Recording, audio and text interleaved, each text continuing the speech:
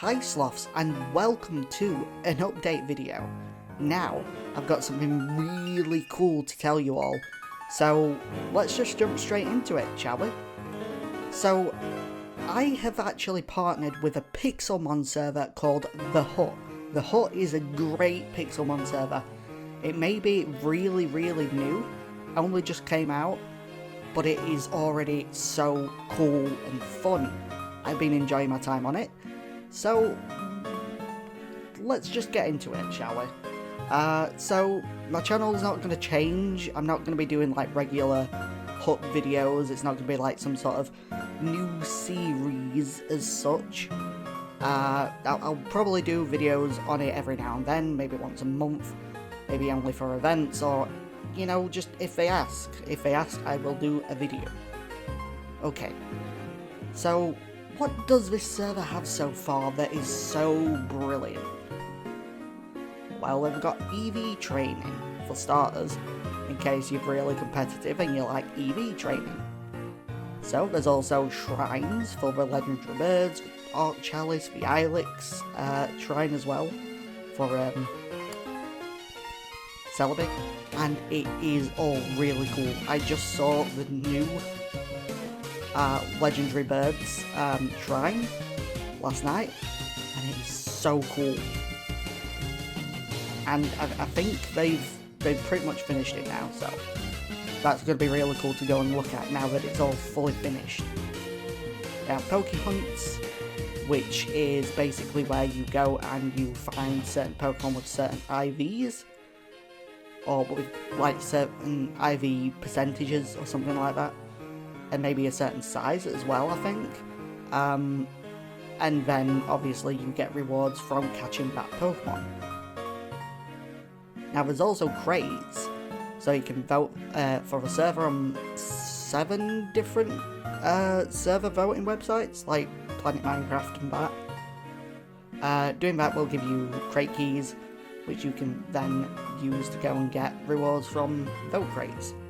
You've got like Pokemon crates, you've got like 50/50 crates, you've got shiny crates, you've even got premium crates, which you can buy, or you can obtain them for rewards like Pokédex rewards and stuff, or Pokehunt rewards. Then there is Seafoam. They currently have the first level fully finished. So Seafoam is actually a level with spawners in the ground that will spawn certain levels of Pokemon that are not catchable. So I think it's level 25, 50, 75 and level 100. These are basically for like grinding out levels. So that's really cool. I've also been there in like 4 different biomes. I think it's jungle, beach,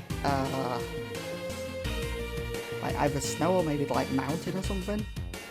And then plains, I think? Don't quote me on that because I only just came across it last night. In fact, I think it was only fully finished yesterday. Interesting. So not only that, but there's also a couple of really cool commands. Now, I'm pretty sure both of these are available to regular players, but if not, then just don't quote me on it. Anyway, they have /Poke Heal. It's free, there's no cooldown at all, and obviously that allows you to just heal your Pokemon at any point in time, wherever you are, without having to use a healer or healing items. It is so great. I mean, I've played plenty of Pokemon and it's always annoying to go back and forth between Pokemon centers whilst you're training, or whilst you're just doing stuff, or one of your Pokemon just faints whilst you're in Ultra Space and you want to stay there longer, or if you're just like taken straight down by like a Horde or a legendary Pokemon or anything. It's so much easier to just heal on the fly, especially if it fully heals and it's free and there's no cooldown. Yay!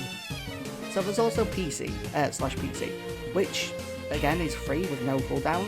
It allows you to just access your PC at any point in time without having to use, you know, a PC. is so much better. So I am one of those people who likes to organise my PC quite often. So I do it pretty much like every time I get a new Pokemon, which is really annoying sometimes.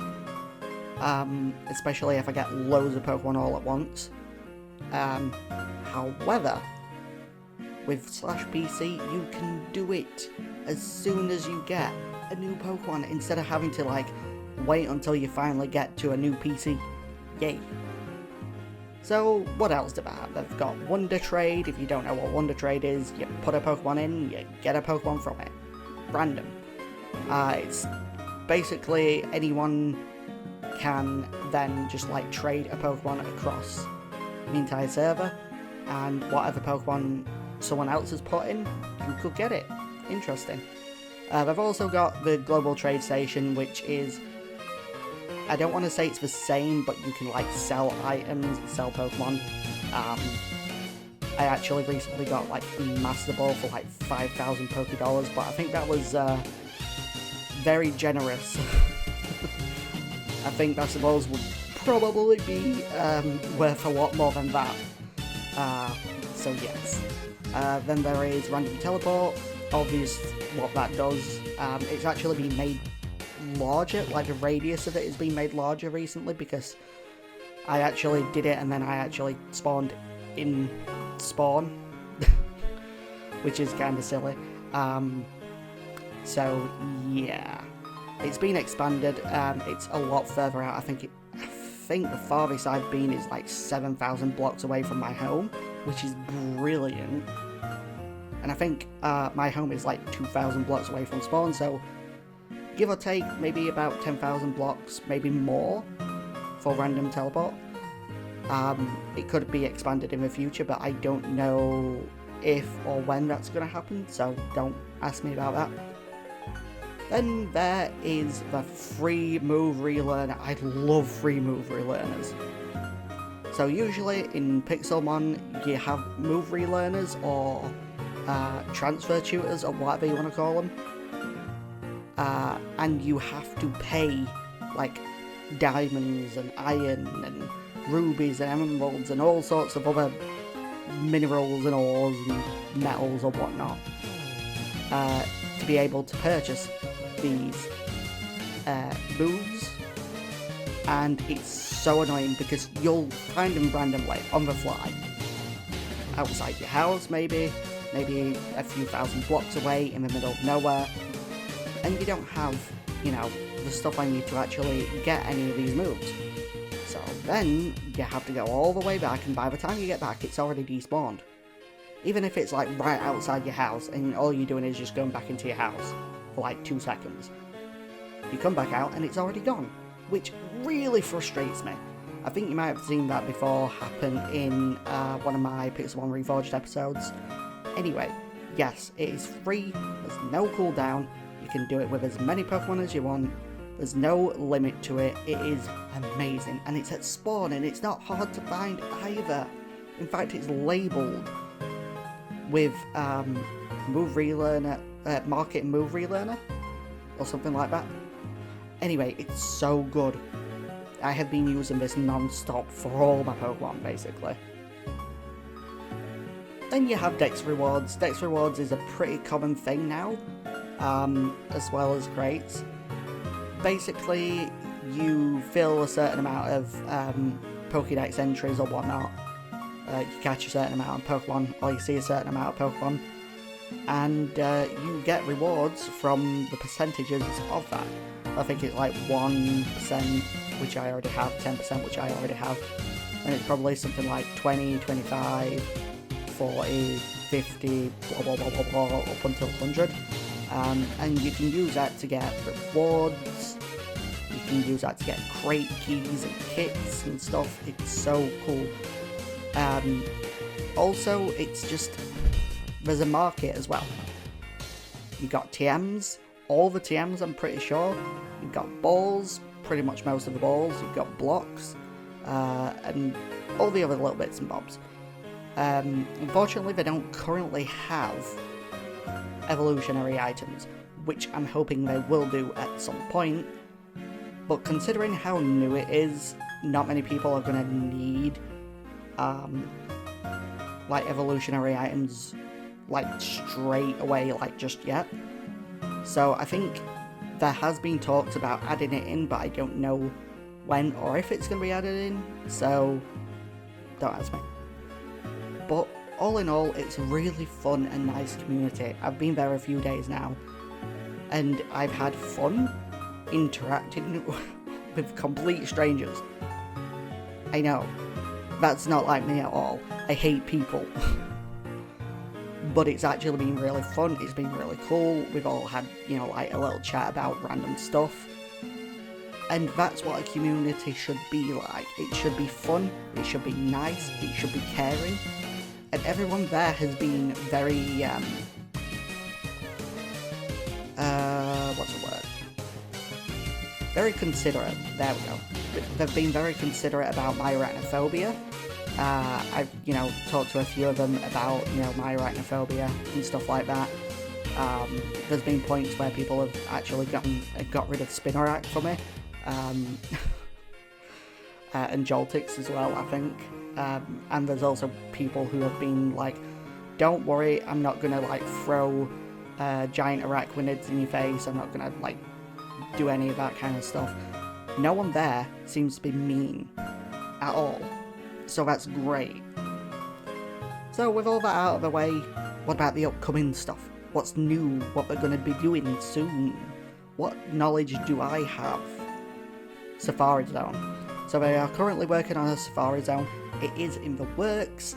It is going to be at some point, I don't know when, but it is, like, they have a structure for it, I think, or at least an area where you can then probably like teleport to the Safari Zone, like an entrance kind of thing. But all in all, the building for it is really cool. They are going to be adding more levels, I think, for eventually like more training, more ability to catch Pokemon, things like that. You know, kind of similar to the Seafoam thing, but maybe like on a bigger scale. I don't know. And then there's obviously going to be more structures. I mean, that's just to be expected with pretty much any new server. There will always be new structures being added, removed, changed. We'll see what they do. And there's also supposed to be, there's possibly going to be like a Pokemon Snap kind of event for the summer. It is being discussed. The idea has been sort of talked about, and I'm down for it. I don't know if it's actually going to be what it's going to be, but we can only wait and see. So there's obviously new market items which are being discussed at the minute as well. More blocks, and like I said, evolutionary items are a thing that I really want being added. It took me forever to find some of the evolutionary shards that I was looking for. Moonstone shards are tricky to find if you're not where you need to be. And don't get me wrong, I do like a good hunt sometimes, but Leafstone shards are annoying to find. Very annoying. So what else? There's the possibility that there's going to be custom PC backgrounds, menus and buttons in the distant future. Not now. It has been talked about, and we've kind of said like maybe not right now, but in the future, yes. And I think it's because they've got a million other things that are a bit more important, like the EV training. Maybe could do with a little bit of an overhaul. I think there's some text missing as well. Actually, I don't think it needs an overhaul. I think it just needs text added to it, because I think only one of them has text. And then once you defeat one of these Pokemon, they like disappear. So I don't think that's normal. Anyway, it does work. I have tried it. It does work.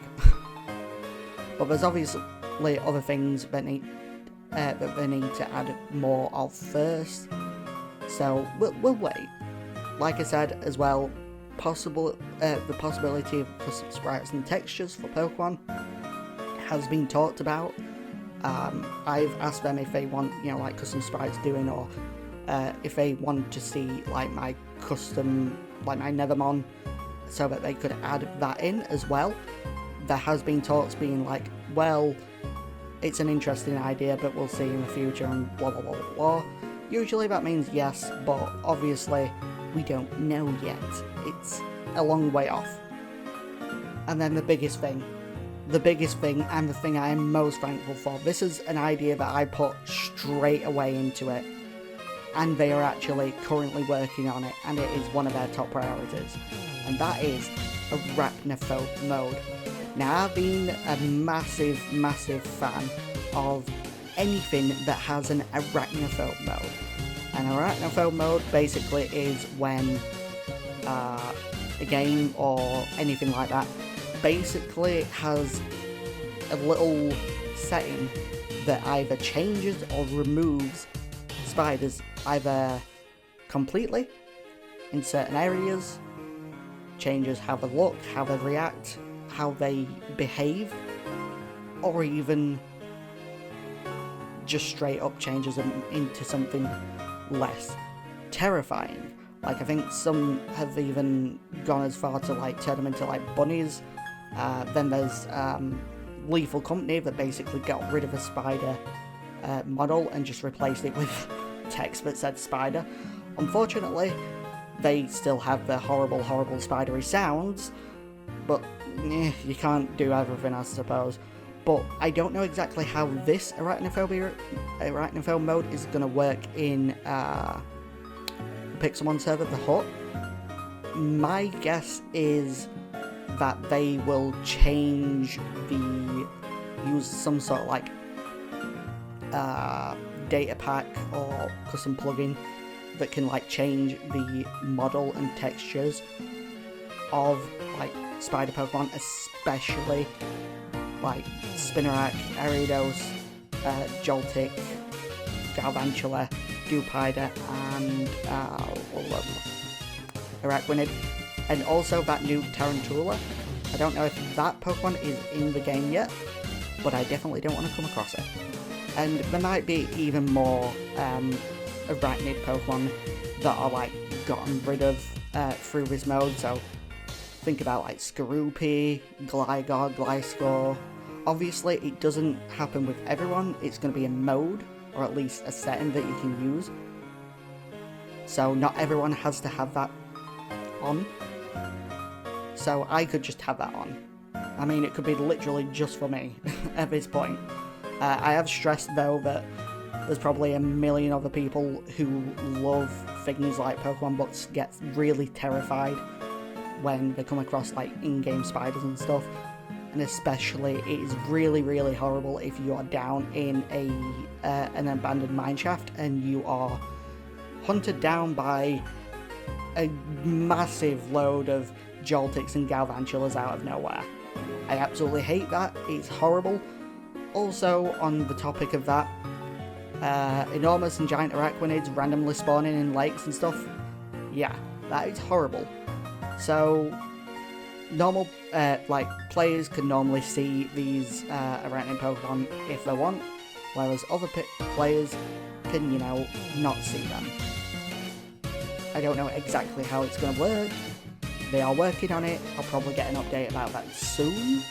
I think the person who's like working on it is like on holiday though, so there's no time.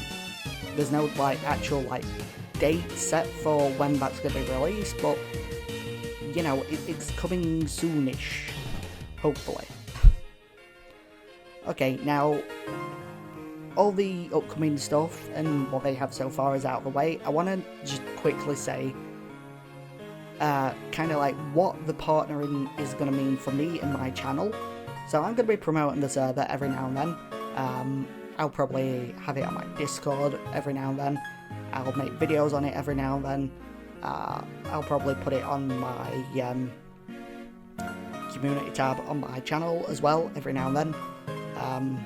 I'll be, you know, trying to get some of my other friends and stuff playing the game, so that's going to be really fun and cool.